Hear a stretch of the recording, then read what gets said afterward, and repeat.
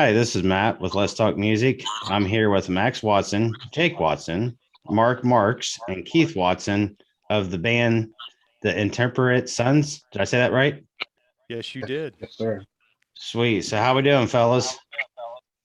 Good. Good, man. Very good. So Really good. band formed in 2019. How did y'all come together? It looks like three of you are brothers. Well, actually, I am the father of the Jake and Max. Oh, We are we started we actually just I decided as a family vacation that we would go to Rock and Roll Fantasy Camp and play with Jerry Cantrell and Mike Inez the DeLeo brothers from Stone really? Temple Pilots. And in the process of rehearsing those songs, because we're all musicians, we just never really played together. Uh-huh. We decided at that point to actually, hey, we can do this. Let's just write our own music. So and actually at that point we threw three songs together, and we were in the process of making an EP, and then COVID hit. Yeah. Blew everything out of the water. So then we actually just went full bore through COVID and recorded an entire album. Nice. Yeah. That's how Anybody it else want started. to? Anybody else want to chip in on that? I mean, sure. I mean, as far as like musical background, I started playing. I've been playing instruments pretty much my whole life. I started playing violin at like 5, and then played that for a few years, and then I kind of like lost it, and then kind of rediscovered it in middle school, and then in high school I was a French horn player, and then after high school ended, I went to college. One of my friends played guitar, and I was like, I should pick that up again because I had tried it when I was 10, didn't stick, but then it stuck at 18, and ever since then I've just been like jamming. And my little brother Max, he's been playing instruments for a long time too. Max, do you want to speak a little bit about that? Yeah. Probably when I was about like 6 or 7, I would always go to or mess around on dad's electric drum kit. I didn't know at all what I was doing. I was just kind of hitting drums because I didn't know anything. But then they signed me up for piano lessons when I was 8, and piano will teach you everything you need to know. Mm-hmm. I did those lessons for about 4 to 5 years, then joined orchestra in my middle school, then started like actually taking drums seriously, and then I picked up guitar probably a couple years after I started drumming. So probably piano in 2008, then violin in 2012, and then around 2014 to 2016 was guitar and drums. Gotcha. Okay, and that leaves us with Mark Marks, the bass player. Oh man, just playing bass. I've been in with this band for about Keith, 5 or 6 months now, Yeah. something like that. They were looking for a bass player. They had already recorded their full length album before I came along, and I pretty much just stepped in and I'm playing it. But I will be involved in the next album, and I'm looking forward to that for sure. Dude, I'm digging your all your stuff there in your room you're in. Oh, thank you. This is actually my sister-in-law's metal record room, which I'm a metal fan as well. Okay. So what did you play in a band beforehand? Yes, I've been in several bands, uh, quite a few metal bands, thrash bands. I play country. I can play Spanish music, Tejano music. I kind of go through the whole gamut. I'm a Nice. universal player, Hey, and that's this band's my favorite by far. nice. Mark and I are actually in a metal band together that's Yes, kind of absolutely. hit or miss. We're trying to get that going, but that's actually where I met Mark. Oh, okay. Yeah. I was like, Yeah. I was playing with him every week. I was like, oh, this guy, here's our bass player right here. Right. You know it. So the new release, Dust to Dust. Can you give me a little background on that song? Go ahead, Max. Yeah, that song is written about my grandfather who passed away back in 2018. Oh, sorry about Yeah, that. yeah. And that song was written by Dad, and just like how it affected him in the whole, mm, really in the chorus, you can really hear all the pain that losing a father can bring upon you. And that song is kind of our most heartfelt song, at least in my opinion. Mm-hmm. I feel like it's epic too, Yeah. because it's got parts to it as well. And of course, like Max was saying, it was written in 2018, but it just, as I'm sure you've heard before, it takes songs sometimes a long time to evolve, and eventually, uh, we got the structure of it down. Because actually, Jake and I still to this day take guitar lessons from Monty Pittman, who is Madonna's guitar player and plays in Ministry. He was Really? touring with Ministry, Mhm. yeah. And Monty kind of broke the dam on some of my guitar playing because I'm actually a drummer. Right. But and I ended up writing the bridge to it in the lyrics, and so it kind of pieced together. And then of course Max, plays keys, so we had that throughout the song as well. Kind of, we have that in a lot of our songs, but so um, it's that's probably our most epic track on the new album for sure. And that's kind of I would say, wouldn't really want to use the word ironic. I'm going to say kind of trippy, because last night I did an interview with a band out of Baton Rouge, and they wrote a song which is about the singer's father. He was killed in a motorcycle accident, Oh wow. and they had already written the song. And just he's like, I didn't really know what kind, or well, they came up with the name of the song. Mhm. And he was like, I really hadn't thought about the lyrics yet. And he says, and then that one there just, I laid it down, and, I was really appreciative of him telling me, the story, because I know that's got to be, painful to talk about. Yeah, that whole thing, that song, if you go back and listen to the lyrics, basically my dad, I mean, I won't go too much into this, but he had his first open heart surgery at like 29 years old. Oh, So wow. he had this doom kind of view on how long he was going to live, because my grandfather died at like 59, and all that. And so he had his second heart surgery at 42, and the doctors told him that was the last one. Well, he wrote this letter, and he told my mom to put it away and don't read it until after he passes, because and they locked it away in a lockbox, and it never. And so that the verse literally of the song, most of the song is about that letter and what he wrote.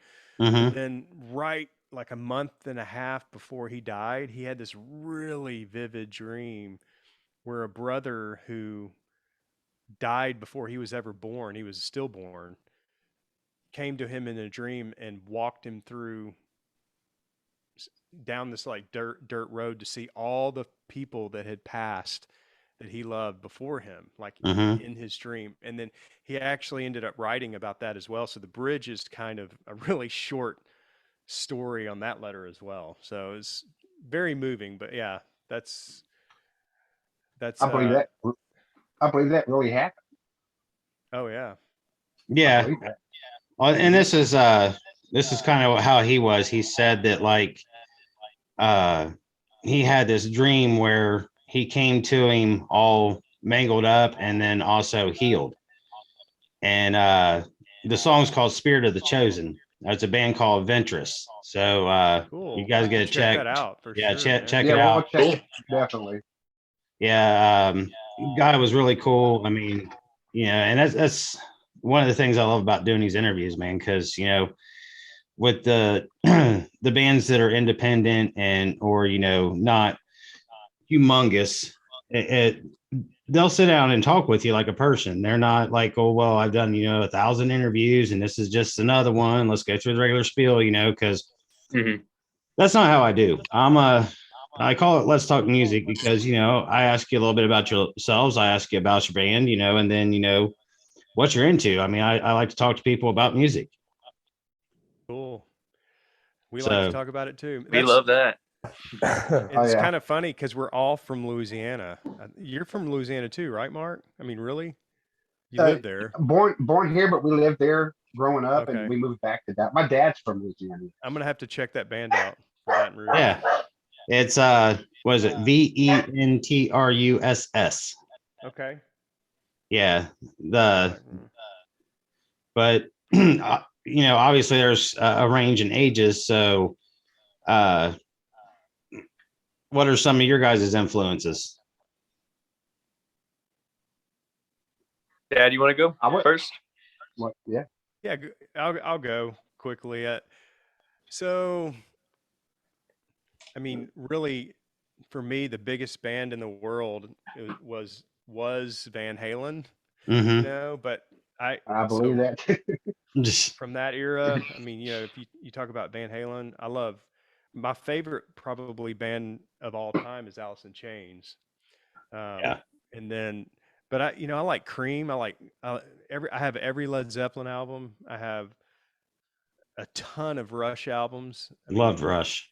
oh yeah, yeah, for sure, man. And even I actually like Gothic music too. So like old, kind of late '70s, early '80s post punk type stuff like Lords of the New Church and Bauhaus and Mm-hmm. um, a lot of different Peter Murphy from he was in Joy Division too, I believe. So I mean, it's that kind of stuff I dig. So Yeah. I spoke with a guy the other night too, out of LA, and he was part of the LA metal scene in the 80s and actually played with Wendy O. Williams. oh wow, Yeah. I remember her, man. She was Yeah. crazy. Yes, she was. Okay. Who wants to go next? I can go next. So because my dad obviously loved Alice in Chains a lot, I heard that growing up. So my introduction to music was kind of like 90s grunge and alternative. Mm-hmm. And then after that, I got into Nirvana and a little bit of Pearl Jam. Stone Temple Pilots was kind of like, I would say that was my gateway to like past music that I hadn't really dug into that much before.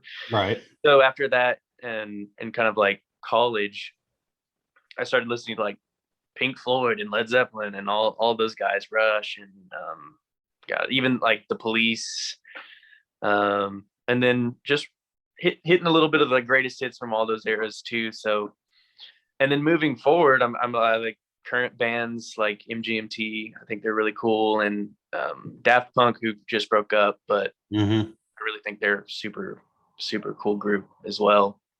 So yeah. Yeah, you mentioned Pink Floyd. I was what 18, I think. They came to town, and a buddy of mine went up on. They played at the Ohio State Stadium, the Horseshoe, and a buddy of mine went up on campus and actually bought 2 tickets for $100. We Wow. were on the second deck, third row back, right by the stage. Oh wow. And I'm telling you what, I've been to a lot of concerts, man, and I have never visually or auto, with the audio, whatever, I've never heard a band that amazing. And I'm not putting anybody down. I'm just saying, live they were something else. Absolutely. So how about you, Mark? Well, I grew up on Hee Haw, believe it or not, country music, and George Jones and all that. And of course, I'm the youngest of 5 older brothers, and I got into every band they mentioned. And when I first heard Queensryche, it just flipped my world upside down. And Queensryche has always been one of my top favorites. And then I heard King Diamond, and really turned backflips when I heard that. Mm-hmm. Their music was just impeccable. Mm-hmm. Vocals, and I've met King a few times, and always loved their music. And I'm a big fan of all music, Spanish music, Norteño, Tejano, metal, all of that. Okay. Well, see, I'm gonna comment on each person's because if you're a fan of all music, check out a band called Bloodywood. They are an Indian folk metal band. Oh wow, I got one of too. yeah, one of Write the it down. one of the publicists that I work with just got word that they're coming to the United States, and he's representing them, and uh, it's definitely a different kind of music. They incorporate their music, their instruments into it, some of their traditional instruments, and then they incorporate, modern instruments. And I mean, it's trippy, but it's good. And a lot of their music is kind of like they have a song called Rape Culture. And then, another one I can't think of the name of that he sent me. Basically a lot of their music is about the rape of their women, the sexual assault, sexual abuse. So I mean there's a lot of meaning behind it, but it's like these guys are just they're taking it out on these instruments and they're growling and everything. So yeah, you definitely want to check out. Definitely do Cool. that. Okay, so how about you, Jake? Or Mac? Max, Sure. my bad. All good. Yeah, a lot like Jake. Dad was always playing Alice in Chains and 90s grunge whenever you're in the car. Sometime he'd just be playing music. And my mom, on the other hand, she would play like Josh Groban, Yanni, the Greek orchestra dude. And I always really liked that music. And I'd say I didn't really listen to anything other than Alice in Chains probably until I was like 12 or 13. And I Right. started to listen more into the 90s grunge scene and more of the post grunge like Seether, Puddle of Mud, Pearl Jam, Soundgarden. And then Pearl Jam. after a while, I started to get really into, I guess Mastodon would be considered sludge metal, Mm-hmm. but just like dudes with immense amount of talent just shredding on all of their instruments. Because I love Mastodon after seeing them live in what, 2014, 2015? Mm-hmm. Yeah, we've One seen of them those twice. years. Yeah, we Yeah, saw I've them on seen the them. Once More Around the Sun tour and the Emperor of Sand. Emperor Sand. Yeah, Yeah, Yep. and the Eagles of Death Metal opened up for them, and those guys Yeah. are insane. Well, his I've first seen his first concert was at 9 years old. Was Alice in Chains at the Freakers here. Ball. Yeah, Yeah, with Puddle Hailstorm, Mud, Puddle of Mud, Chevelle, and and Chevelle. Hailstorm. Yeah. wow. What an Yeah, awesome dad. I just took my stepdaughter not too long ago to see Tesla. Cool. Oh yeah. Been a fan of Tesla since I was a kid, and every Mhm. single time they was in town, something happened. And I bought the 2 tickets, and my wife was supposed to go with me, and she was like, oh, "I'm just not really feeling it." She's like, "Take Chloe." I said, "Okay." So she went with me, had a good time. I mean, I was not at all disappointed, but that's what I grew up on.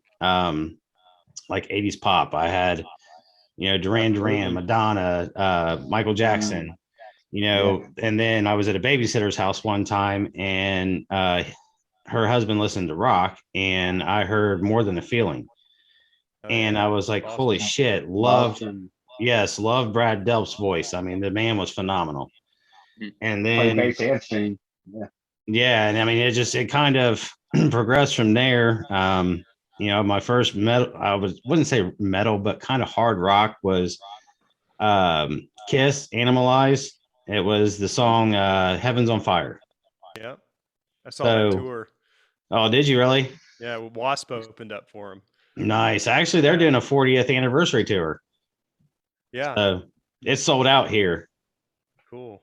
So yeah, it sold out in no time. But yeah, I mean, I did my phase in high school where I was into the hair metal bands. Still, like I said, just went and seen Tesla. Still love bands like Poison and Enough's Enough and all that. Absolutely. I've got such a range like country. My aunt listened to it a lot. George Strait, George Jones. My cousin got me into some. That was Sammy Kershaw band. People like that. So I mean, I've got a pretty wide variety. I'm trying to break into hip hop a little bit, but haven't been able to do that yet. I mean, I think maybe the rock music and more kind of scares them off, but that's why it's rock music and more because I'm not genre specific. I like a little Eminem is always good. Mm-hmm. Can't forget about NWA. If you like Oh, NWA, yes.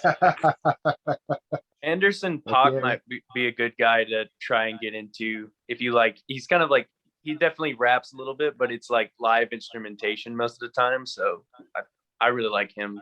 What did you say, Anderson Pop? Anderson Paak, Paak. He's Okay. actually in a group, the group Silk Sonic with Bruno Mars right now, but he has his own solo stuff as well. Okay. Yeah.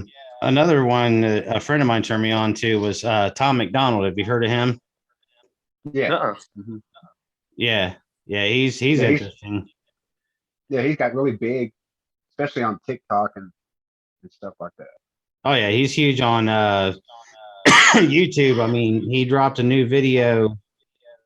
Wasn't this past Friday, the Friday before, 9 a.m. and what was that, Pacific time, I believe. So it hit at noon here. I seen it at like 1:30 and he already had like 1.7 million views. And he does it all himself, I believe, doesn't he? Yes, he's independent. Him and He's his independent, does it all. yep, him and his fiance, they create the videos, she films them and everything. That's So, right. Yeah. but yeah, That's it's amazing.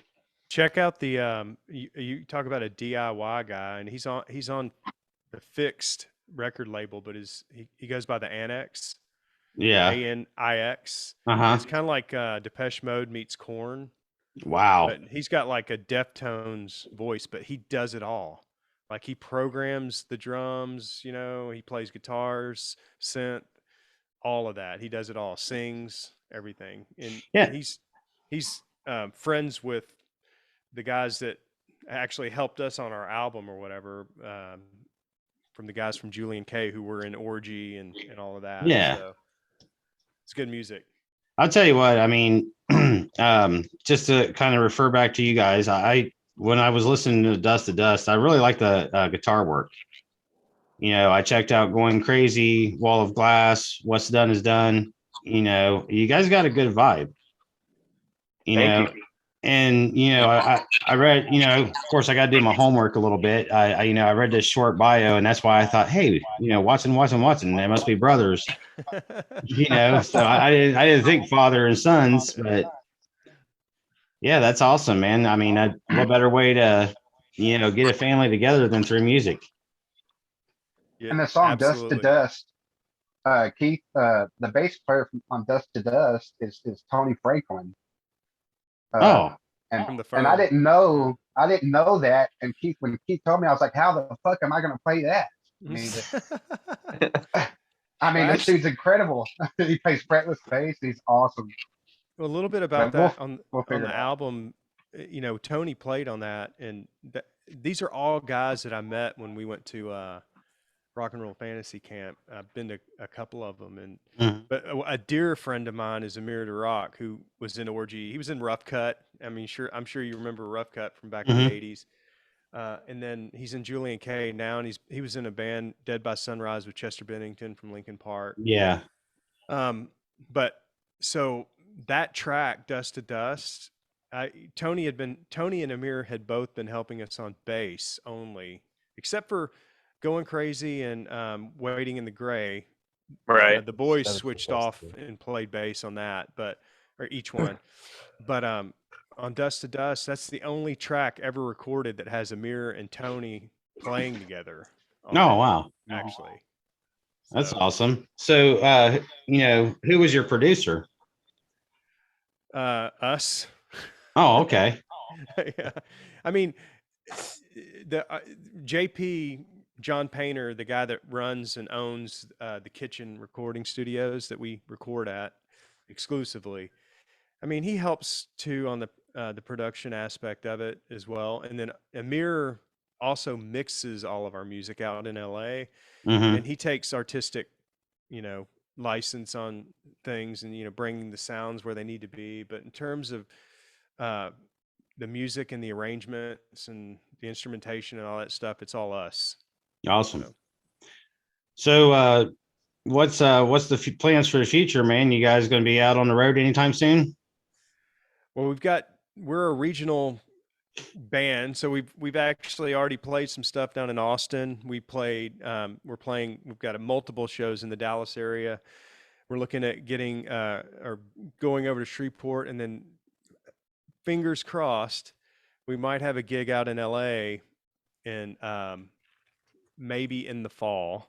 Okay. And when that happens, we might, if we don't do it for that, we may just go out there, but we may end up doing a maybe a 2-week run out to the West Coast and back to kind of share our wares with other states besides Texas, Louisiana, and perhaps Oklahoma.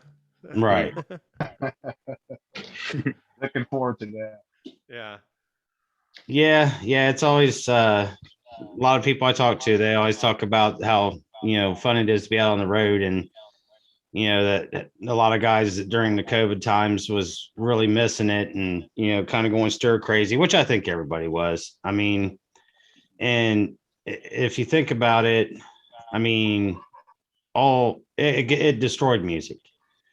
There was nobody was able to tour, nobody was able to do nothing. So most people sat down and wrote tracks, and I mean, a lot of good music's come from it. I mean, I feel like it's better than some of the stuff that's like big mainstream. Yeah, I mean, especially when you have the time to do it and work all that out. And we've actually started on our next album, Nice. even while we're booking shows and doing all that as well. So awesome. All right, guys. Well, I appreciate your time, and I definitely had a nice time with you talking, and maybe sometime you guys will make it out this way.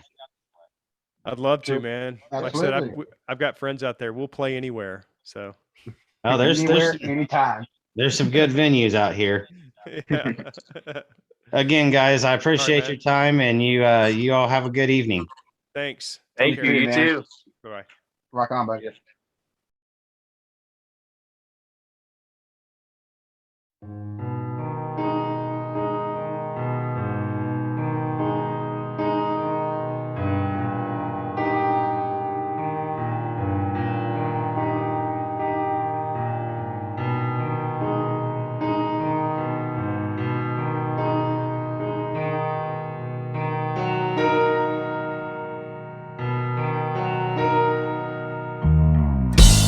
People come and people they will go.